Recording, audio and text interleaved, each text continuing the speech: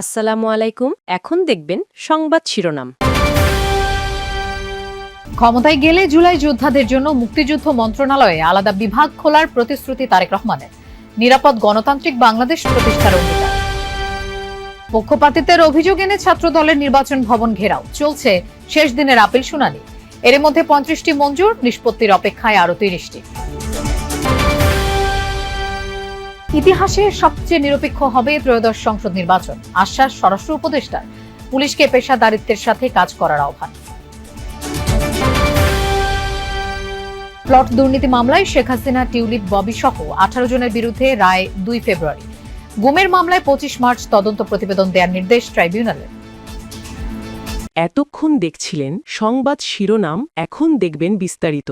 শোকসভা কিংবা শোকগাথা নয়, গণতান্ত্রিক মানুষ আগামীতে দেশে বিজয়গাথা রচনা করবে বলে মন্তব্য করেছেন বিএনপির চেয়ারম্যান তারেক রহমান।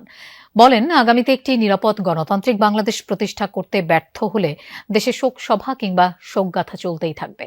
সকালে রাজধানীর কেআইবিতে জুলাই অভ্যুত্থানের শহীদ পরিবার ও আহত যোদ্ধাদের সাথে মতবিনিময় সভায় একথা বলেন তিনি। বিএনপি চেয়ারম্যান বলেন, ক্ষমতা এলে জুলাই শহীদ পরিবার ও আহতদের জন্য মুক্তিযুদ্ধের মন্ত্রণালয়ের আরেকটি বিভাগ করবে বিএনপি। তিনি বলেন, জুলাই অভ্যুত্থান কোনো ব্যক্তি, দল বা গোষ্ঠীর নয়। এই আন্দোলন ছিল অধিকার হারা গণমানুষের গণ আন্দোলন। 71 ছিল স্বাধীনতার, 24 ছিল স্বাধীনতা রক্ষার। স্বজন হারানোর বেদনা কেমন হয় তা তিনি জানেন। জানিয়ে তারেক রহমান বলেন, স্বজন হারানোর বেদনা কোনো কিছু দিয়ে তা মুছে দেয়া যায় না।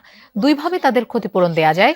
তার একটি, রাষ্ট্রীয় খরচে সম্পূর্ণ চিকিৎসার খরচ, আর যোগ্যতা অনুযায়ী তাদের অর্থনৈতিক অধিকার নিশ্চিত করা।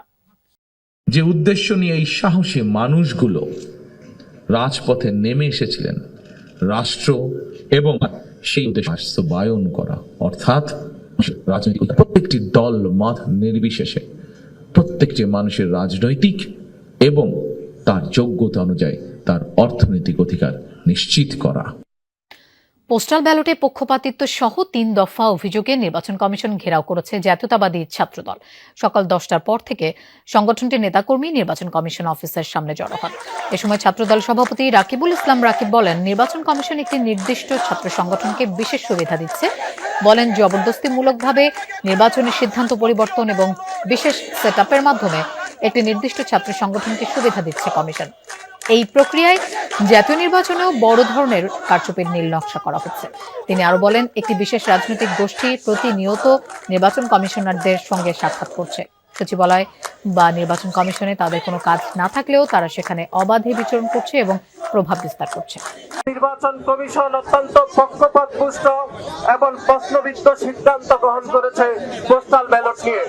তার নির্বাচন কমিশনের নিরপেক্ষতা নিয়ে জনমনে প্রশ্ন তৈরি হয়েছে। বারবার প্রেসার ক্রিয়েট করে প্রত্যক্ষ ইন্ধনে তারা এই ধরনের পোস্টাল ব্যালট ছাপিয়ে ষড়যন্ত্রমূলক ভাবে এবং কারচুপি করার জন্য তারা এই ধরনের কার্যক্রমে লিপ্ত হয়েছে বলে আমরা মনে করছি। তো শুধু তাই নয়, তাদের এই কারচুপি যেন জাতীয় সংসদ নির্বাচনে প্রভাব না পড়ে সেজন্য তাদেরকে দেখার আহ্বান জানাচ্ছি।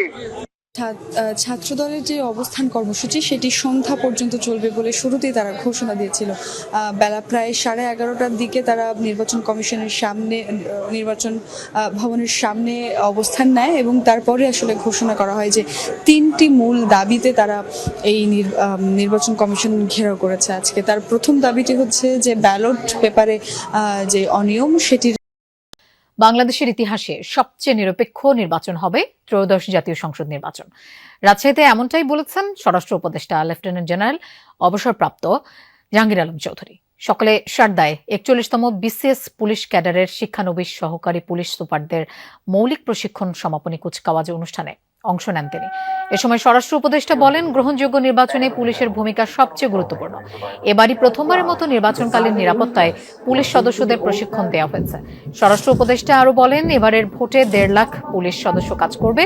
প্রার্থী বা তাদের এজেন্টদের কাছ থেকে কোনো ধরনের সুবিধা গ্রহণ না করতে পুলিশ সদস্যদের সতর্ক করেন তিনি। অবাধ, সুষ্ঠু, নিরপেক্ষ, শান্তিপূর্ণ ও গ্রহণযোগ্য নির্বাচন অনুষ্ঠানে পুলিশের ভূমিকা সবচেয়ে গুরুত্বপূর্ণ।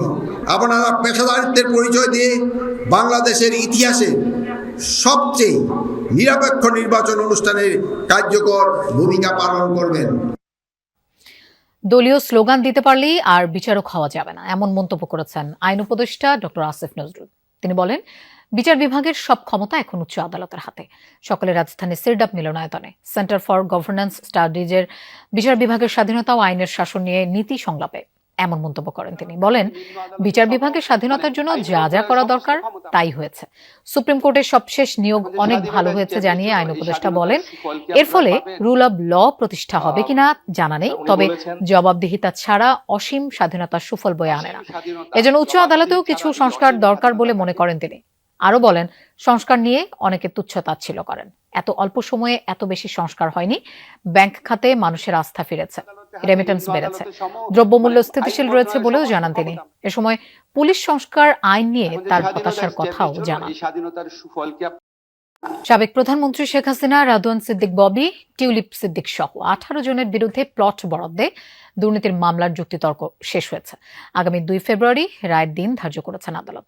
সকালে ঢাকার বিশেষ জজ আদালত 4-এর বিচারক রবিউল আলমের আদালত যুক্তিতর্ক উপস্থাপন শেষে রায়ের এই দিন ঠিক করেন। দুদকের পক্ষে অ্যাডভোকেট হাফিজুর রহমান যুক্তিতর্ক তুলে ধরেন। তিনি আসামিদের সর্বোচ্চ সাজা যাবজ্জীবন প্রত্যাশা করেন। শেখ হাসিনা, রাদওয়ান সিদ্দিক ববি, টিউলিপ সিদ্দিক সহ 18 আসামি গ্রেফতারি পরোয়ানা মাথায় নিয়ে পলাতক রয়েছেন। এজন্য তাদের পক্ষে যুক্তি উপস্থাপন করা সম্ভব হয়নি। তবে কারাগারে থাকা একমাত্র আসামি খুরশিদ আলমের পক্ষে তার আইনজীবী শাহিনুর ইসলাম যুক্তিতর্ক তুলে ধরেন। জুলাই আন্দোলনে মোহাম্মদপুরে মানবতাবিরোধী অপরাধের মামলায় শেখ ফজলেনুর তাপস, জাহাঙ্গীর কবির নানক, জেএমপির সাবেক কমিশনার হাবিবুর রহমান, বিপ্লব কুমার সরকার সহ 28 জনের বিরুদ্ধে 9 জনকে হত্যাসহ 3টি অভিযোগ আমলে নিয়েছেন ট্রাইব্যুনাল। রোববার আন্তর্জাতিক অপরাধ ট্রাইব্যুনাল 1-এ অভিযোগ নেন। পরে পলাতক 24 আসামির বিরুদ্ধে গ্রেফতারি পরোয়ানা জারি করেন ট্রাইব্যুনাল। মামলায় গ্রেফতার আছেন 4 জন। রোববার সকালে তাদের বিরুদ্ধে অভিযোগ দাখিল করে প্রসিকিউশন টিম। অভিযোগে বলা হয়, গত বছরের 18 ও 19 জুলাই রাজধানীর মোহাম্মদপুরে ছাত্র আন্দোলন দমনে শেখ হাসিনার নির্দেশে মোহাম্মদপুর এলাকায় শিক্ষার্থীদের বিরুদ্ধে মাঠে নামেন মোহাম্মদপুর থানা আওয়ামী লীগের নেতারা। এমনকি শটগান, চাইনিজ রাইফেল ব্যবহার করে আন্দোলনরত শিক্ষার্থীদের মধ্যে ফারহান ফায়াজ, মাহমুদুর রহমান সৈকত সহ 9 জনকে হত্যা করা হয়।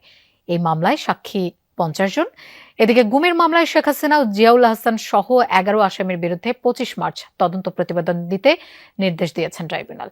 এদিন মানবতাবিরোধী অপরাধের মামলায় আওয়ামী লীগের সাধারণ সম্পাদক ওবায়দুল কাদের, যুবলীগ ও ছাত্রলীগের সভাপতি, সাধারণ সম্পাদক সহ 7 জনের বিরুদ্ধে রাষ্ট্রপক্ষের অভিযোগ গঠনের শুনানি হবে আজ। সাবেক মেয়র ফজলেনুর তাপস, যুবলীগের নেতা বা আওয়ামী লীগের নেতা জাহাঙ্গীর কবির নানক সহ মোট 28 জন আসামির বিরুদ্ধে অভিযোগ আমলে গ্রহণ করেছেন এবং আগামী 29শে জানুয়ারি আসামিদের